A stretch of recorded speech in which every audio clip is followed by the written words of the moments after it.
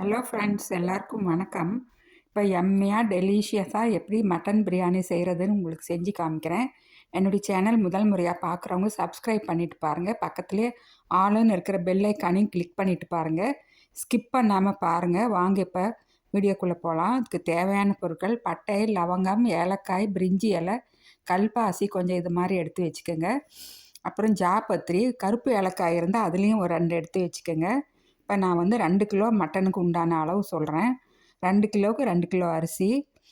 இப்போ வந்து ஆனியன் நல்லா 1 கிலோ பெரிய வெங்காயத்தை கட் பண்ணிக்கலாம். ஆயில் வந்து நான் கடலை எண்ணெயில் தான் செஞ்சுருக்கேன். அது வந்து வீடியோ எடுக்க தவறிட்டேன். ஆயிலில் வந்து ஸ்பைசஸ் முதல்ல ஆட் பண்ணுங்கள். எடுத்து வச்சுருக்கிற ஸ்பைசஸ் எல்லாம் போட்டு ஒரு 10-20 செகண்ட்ஸ் கழித்து பெரிய வெங்காயத்தை ஆட் பண்ணிக்கலாம். போட்டு இது மாதிரி நல்லா கலர் வந்து ப்ரௌனிஷ் ஆகிற வரைக்கும் வதக்கணும். அதுதாங்க மெயின் இம்பார்ட்டண்ட் விஷயம் இதில். அப்போ தான் பிரியாணியோட டேஸ்ட்டு அலாதியாக இருக்கும். நல்லா கலர் சேஞ்ச் ஆனதும் நல்லா ஒரு கை கட்டு புதினாவை வாங்கி கழுவி எடுத்து வச்சதை போட்டுக்கலாம். ஃப்ரெண்ட்ஸ், இப்போ புதினாவும் போட்டாச்சு. ஒரு கட்டு புதினா போட்டிருக்கேன். நல்லா கிளறி விடலாம். அந்த புதினா தான் அந்த பிரியாணிக்கு முதல் ஹைலைட்டு. ரொம்ப டேஸ்ட்டாக இருக்கும். அரோமாவும் ரொம்ப சூப்பராக இருக்கும்.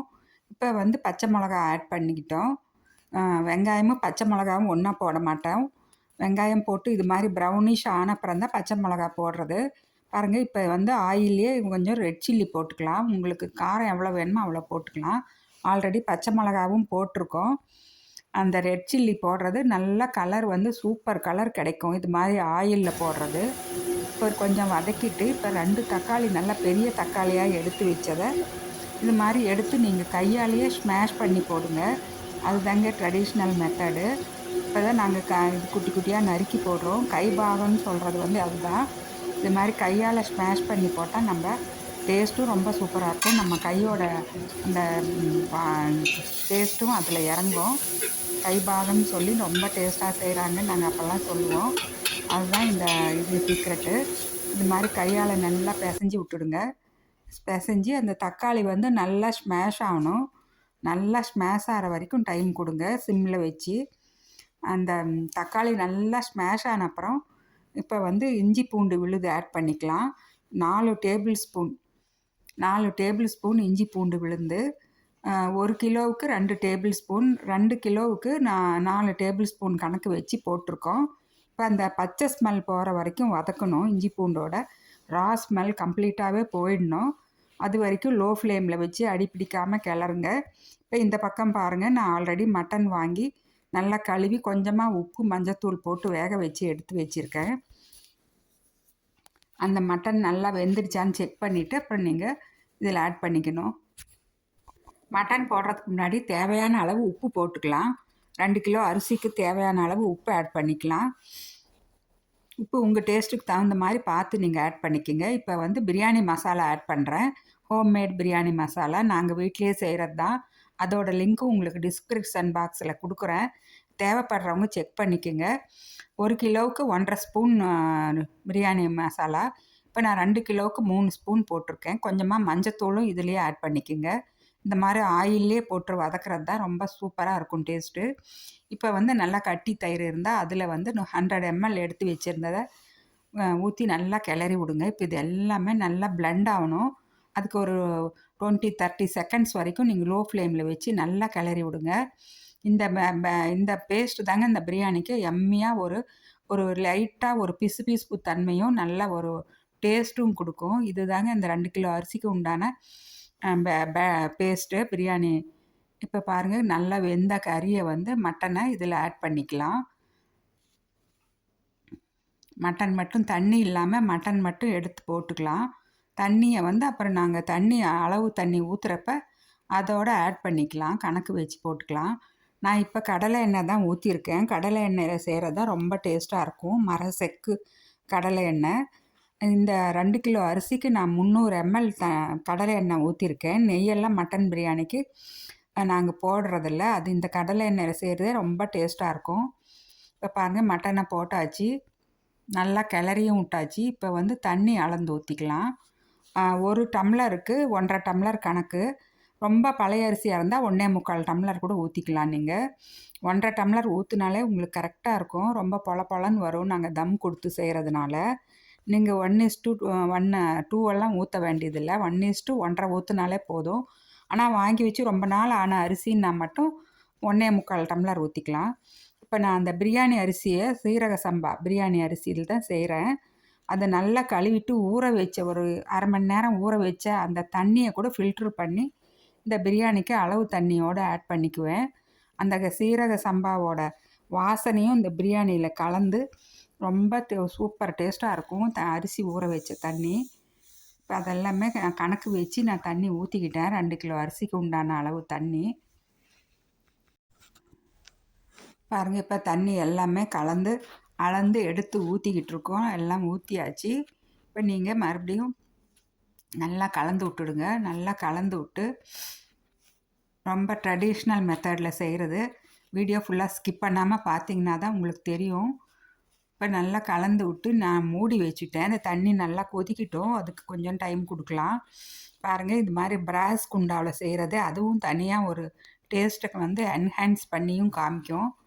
அப்போல்லாம் பிராஸ் குண்டாவில் தான் செய்வோம். இப்போ தான் நான்ஸ்டிக்கு அது குக்கர் அது மாதிரியெல்லாம் போட்டு செய்ய ஆரம்பிச்சிருக்கோம். நீங்கள் இது மாதிரி ட்ரெடிஷ்னல் மெத்தடில் செஞ்சு சாப்பிட்டு பாருங்கள். ரொம்ப யம்மியாக இருக்கும் பிரியாணியை. வாசனை இப்போ கமகமன்னு வாசனை வர ஆரம்பிச்சிடுச்சு. தண்ணி கொதிக்க ஆரம்பித்ததும் பாருங்கள், மட்டனும் நல்லா வெந்து அருமையாக இருக்குது. இப்போ இந்த ஸ்டேஜில் நான் வந்து உப்பும் கொஞ்சம் செக் பண்ணிக்குவேன். பாருங்கள், இப்போ நல்லா தண்ணியெல்லாம் ஃபில்ட்ரு பண்ணி வச்சுருந்தேன். அந்த சீரக சம்பா அரிசியும் ஆட் பண்ணியாச்சு. அரிசியும் ஆட் பண்ணி பாருங்கள், கலர் எவ்வளோ கலர்ஃபுல்லாக இருக்குது. அதுதாங்க அந்த ஆயிலில் போடுறதான் இதோட சீக்ரெட், மெயின் சீக்ரெட்டு. நம்ம பிரியாணி மசாலா, மஞ்சத்தூள் எல்லாமே இந்த வெங்காயம் வதங்குறப்ப போடணும். போட்டால் தாங்க அவ்வளோ கலர்ஃபுல்லாக இருக்கும் பிரியாணி. நல்ல ஒரு எல்லோயிஷ் கலராக கிடைக்கும். இந்த அரிசியும் போட்டாச்சு. கொஞ்சம் நல்லா கொதிக்கிறதுக்கு டைம் கொடுத்துடலாம். நல்லா அரிசி கொதித்து பாருங்கள், தண்ணி இந்த மாதிரி கொஞ்சம் தண்ணியும் குறைஞ்சிடுச்சு. ஆனால் அடிப்பிடிக்காமல் இருக்கிறதுக்கு நீங்கள் அப்பப்போ செக் பண்ணிக்கோங்க. நீங்கள் கலந்து விடுற கரண்டியும் நல்லா ஃப்ளாட்டாக இருக்கிற கரண்டியாக எடுத்துக்கோங்க. அப்போ தாங்க அரிசி குழையாமல் பொல பொலன்னு வரும். பாருங்கள், நான் இப்போ உப்பு செக் பண்ணிக்கிட்டு இப்போ ஒரு லெமன், அதில் பெரிய லெமனில் ஒரு பாதி மட்டும் புழிஞ்சு விட்றேன். போதும். நீங்கள் ஆல்ரெடி நாங்கள் 2 தக்காளி போட்டிருக்கோம், தயிரும் ஊற்றிருக்கோம். அதனால் நீங்கள் பாதி லெமன் மட்டும் ஊற்றுனா கரெக்டாக இருக்கும் உங்களுக்கு. பாதி லெமன் புழிஞ்சு விட்டாச்சு. இப்போ உப்பு செக் பண்ணதில் கொஞ்சம் குறைவாக இருந்ததுனால கொஞ்சம் மறுபடியும் ஆட் பண்ணிக்கிறோம். ஆட் பண்ணியாச்சு. இப்போ ஃபைனல் ஸ்டேஜுக்கு நெருங்கிடுச்சு இப்போ பிரியாணி. இப்போ மறுபடியும் நல்லா கலந்து விட்டுடுங்க. எல்லாமே பிளெண்ட் ஆகிற மாதிரி மூடி வச்சு நல்லா கொதிக்க வச்சு, இப்போ பாருங்கள், ஒரு தோசைக்கல் வீட்டில் யூஸ் பண்ணாத கல் இருந்தால், அது இரும்பு கல்லாக இருந்தால் ரொம்ப விசேஷம். நல்லா சூடு பண்ணிவிடுங்க கல்லை. சூடு பண்ணி அதில் இந்த பிரியாணி குண்டாவை வச்சாச்சு. வச்சு ஒரு நிமிஷம் கழித்து மறுபடியும் பாருங்கள், திறந்து நல்லா கிளறி விடுங்க. இப்போ அந்த தண்ணியில் வந்து ஒரு 75% தண்ணி குறைஞ்சிடுச்சு. அது வரைக்குமே நீங்கள் அப்பப்போ பார்த்து கிளறி விடுங்க. கிளறி விட்டு அடிப்பிடிக்காமல் பார்த்து செய்கிறது தாங்க ரொம்ப விசேஷம். ரொம்ப கேர்ஃபுல்லாக அடிப்பிடிக்காமல் பார்த்துக்குங்க. அரிசியும் குழையாமல் இருக்கணும். அதுக்கு தகுந்த மாதிரி நீங்கள் கரண்டியை போட்டுக்குங்க. இப்போ வந்து நான் தம் கொடுக்குற ஸ்டேஜு. நல்லா இது மாதிரி நல்ல ஒரு வெயிட்டான பொருள் இருந்தால் அதை தூக்கி மேலே வச்சுட்டு ஒரு 10 to 15 மினிட்ஸ் டைம் கொடுத்துருங்க. நல்லா வந்து மீடியம் லோ ஃப்ளேமில் வச்சு டைம் கொடுத்துருங்க. இப்போ டைம் பாருங்கள், நல்லா ஒரு 15 நிமிஷம் ஆயிடுச்சு. இப்போ நான் ஓப்பன் பண்ணி காமிக்கிறேன். பாருங்கள், யம்மியாக டெலிஷியஸாக மட்டன் பிரியாணி சூப்பராக ரெடி ஆகிடுச்சு. அந்த எண்ணெயெல்லாம் பாருங்கள் மேலே பிரிஞ்சு வந்திருக்கு. தண்ணி எல்லாமே கம்ப்ளீட்டாக குறைஞ்சிடுச்சு. பிரியாணியும் பாருங்கள் சூப்பராக இருக்குது. இந்த கடைசியாக நாங்கள் இந்த ஃப்ரெஷ் புதினா, கொத்தமல்லி, ஃப்ரெஷ் ஆனியன் அது போடுறதாங்க இதில் மெயின் இம்பார்ட்டண்ட்டு. அதை வந்து அப்படி ஃப்ரெஷ்ஷாக ஆனியன், கருவேப்பிலை, கொத்தமல்லி அதை ஃபைனல் ஸ்டேஜில் இது மாதிரி நீங்கள் போட்டு நீங்கள் நல்லா கிளறி விட்டுடுங்க. இந்த பிரியாணியோட அரோமாவும் டேஸ்ட்டும் அப்படி சூப்பராக இருக்கும். இது மாதிரி நீங்கள் ஒரே ஒரு தடவை செஞ்சு சாப்பிட்டு பாருங்கள். மறுபடியும் இதே மாதிரி தான் செய்யணும்னு நினைப்பீங்க. அவ்வளோ பொல பொலன்னு வந்திருக்கு பாருங்கள்.